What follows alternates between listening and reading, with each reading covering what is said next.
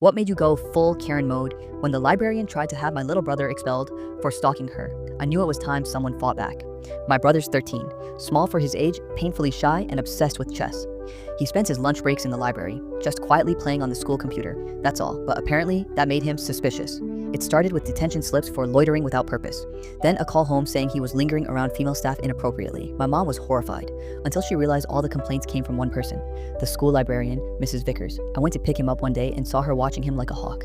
He was literally sitting at a desk reading. She walked up to me and said, "You might want to monitor his online behavior. He's been acting odd around me." I asked what that meant. She smirked and said, "Well, let's just say I know when I'm being watched."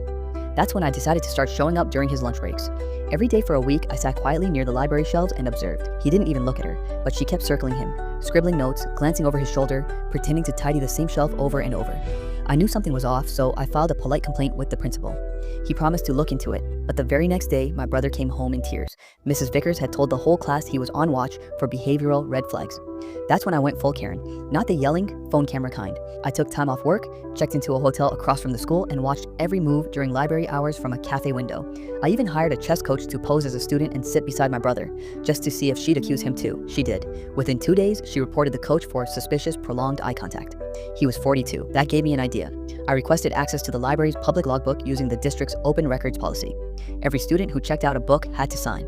I spent hours copying names and dates. Then I made a spreadsheet. Turns out Mrs. Vickers had written up 10 students in the last year. 8 of them were boys under 15, all written up for vague things like hovering, staring, or being too quiet. I compiled the list, printed it out, and waited. Graduation week, the school hosted a community open house. Parents, teachers, donors, everyone would be there. I showed up with my binder, walked right up to Mrs. Vickers at her display table, and smiled. "I have a question," I said loudly enough for the nearby crowd. "Do you keep stats on how many young boys you falsely accused this year, or is that just a hobby?" She blinked, confused, until she saw the binder. I opened it to the spreadsheet, then flipped to the written complaints. "All these boys, same pattern and the same language, all signed by you." She started stammering. "That's confidential. You shouldn't have." I cut her off. "These were obtained legally through the Public Education Records Act. Want to explain why you're targeting shy kids instead of helping them?" People were listening now. A school board member stepped over, eyebrows raised. I handed him a copy.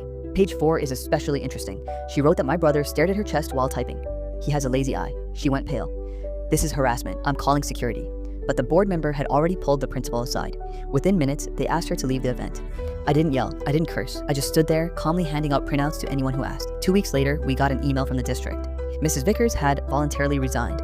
The school apologized. My brother's file was wiped clean.